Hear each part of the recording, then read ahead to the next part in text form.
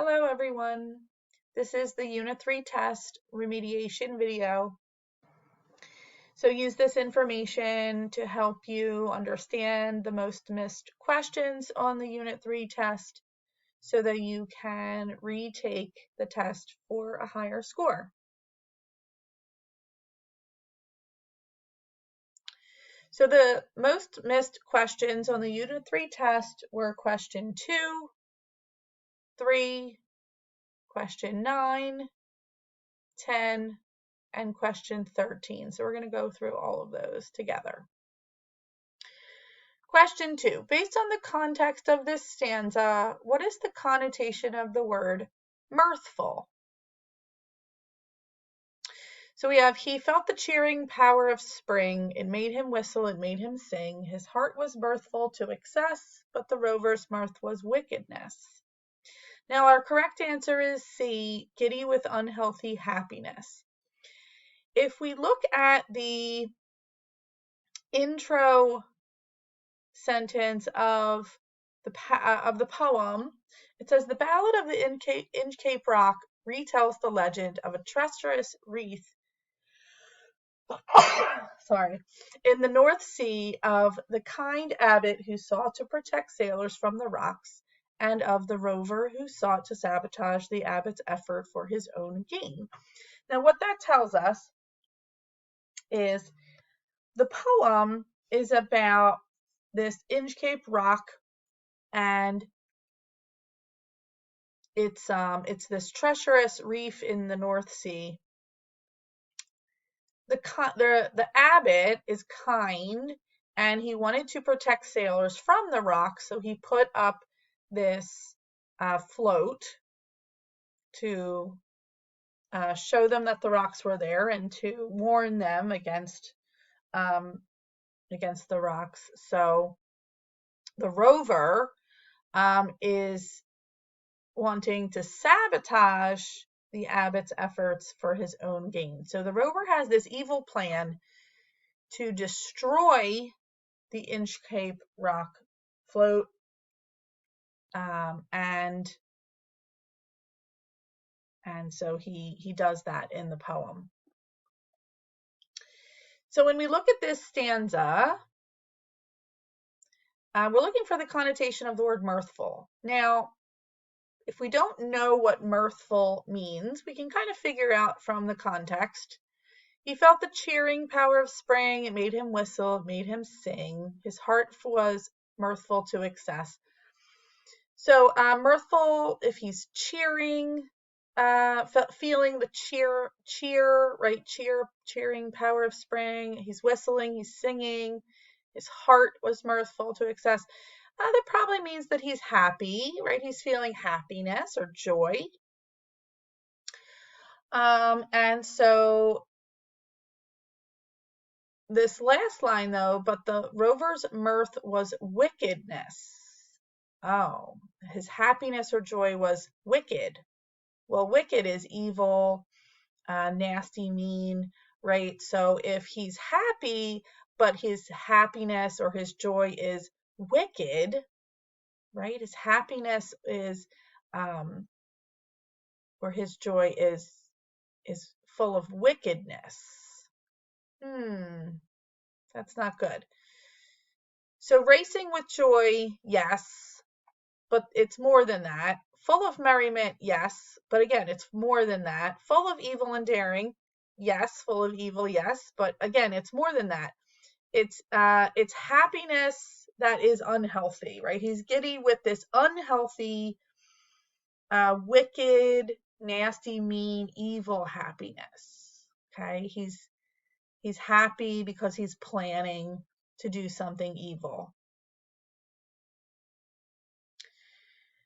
So here's our question 3. Based on the context of this stanza, what is the connotation of the word plague? And again, this kind of goes along with our explanation in the beginning of the poem that tells us that the rover is seeking to sabotage the abbot's effort for his own gain. So is he planning to do something bad? Yes. So we have his eye was on the Inchcape float. quoth he, my men put out the boat and row me to the Inchcape Rock, and I'll plague the abbot of Abrathach. Now, is he talking about bringing sickness to, a curse, torment, or advising or advice? Well, our correct answer is C, torment. He wants to plague the abbot, but he's not talking about bringing sickness to or cursing. He's definitely not advising or giving good advice here. He's wanting to torment the abbot, right? And he's sabotaging the abbot's effort for his own gain. He's destroying the Inchcape Rock float to torment the abbot, to be mean to him, right? So then we have question 9. How does the use of charged language, such as hatred, love, cruelty, and charity, advance the speaker's purpose of convincing the judge to give a lighter sentence? So our correct answer is A. It puts pressure on the judge to make the decision that is morally right. So if we look at this part of the passage here, will it make men better or make men worse? Would it harden the heart of man, or would it soften it? How many men would be colder and crueler for it?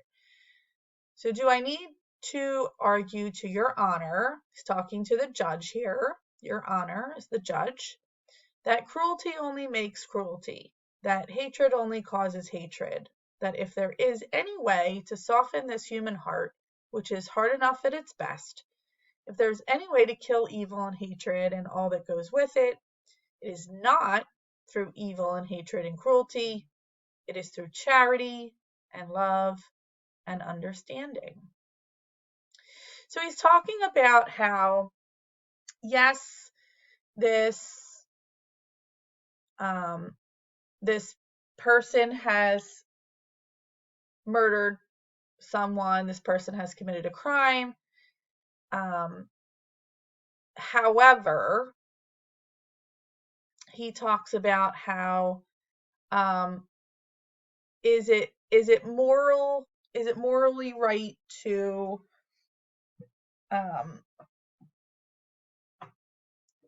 be cruel and hate this person just because they were cruel and full of hatred? He says no. He tells the judge that the judge should be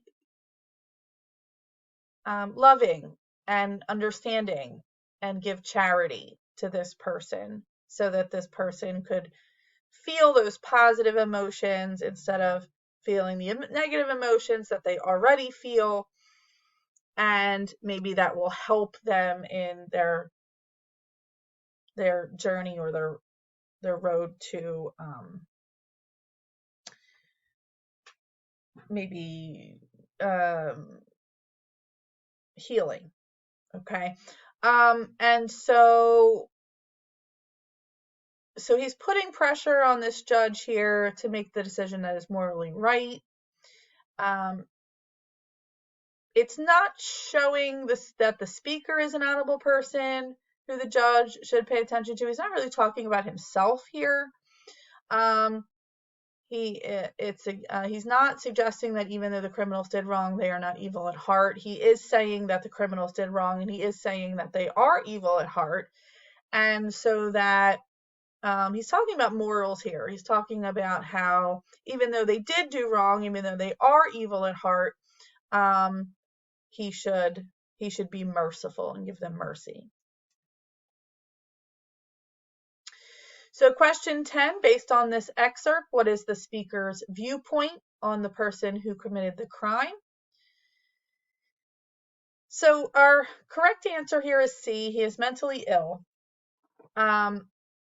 He's not saying, okay, the speaker's viewpoint is not that he is a good person underneath, not that he's brilliant but evil, but that there is something mentally wrong with him.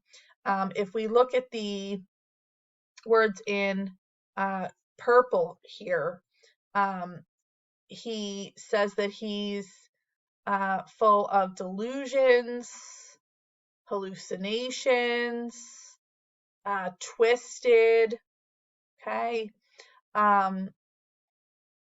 He was possessed. Okay. Utterly irrational and motiveless. So what he's claiming here is that the person who committed the crime is mentally ill, right? They have delusions, hallucinations, they're possessed, they're twisted, their brain is twisted, they're irrational. Okay, so all of these things that a mentally ill person could have problems with. Um, and so that is what he's saying here. He's not talking about him being a good person underneath. He's not talking about him being brilliant but evil. He's talking about him being mentally ill. So then question 13. Which quotation from the essay helps to create a hopeful tone in Here is New York? So our correct answer is C. A boy arriving from the Corn Belt with a manuscript in his suitcase and a pain in his heart. Okay, so if we look at the highlighted text from the passage here, we have, of these three trembling cities, the greatest is the last, the city of final destination, the city that is a goal. It is this third city that accounts for New York's high-strung disposition, its poetical deportment, its dedication to the arts, and its incomparable achievements. Commuters give the city its title restlessness, natives give it solidarity and continuity, but settlers give it passion. And whether it is a farmer arriving from Italy to set up a small grocery store in a slum, or a young girl arriving from a small town in Mississippi to escape the indignity of being observed by her neighbors, or a boy arriving from the Corn Belt with a manuscript in his suitcase and a pain in his heart, it makes no difference. Each embraces New York with the intense excitement of first love. Each absorbs New York with the fresh yes of an adventurer. Each generates heat and light to dwarf the Consolidated Edison Company. So in that passage, well, in that excerpt of the passage, the highlighted text there,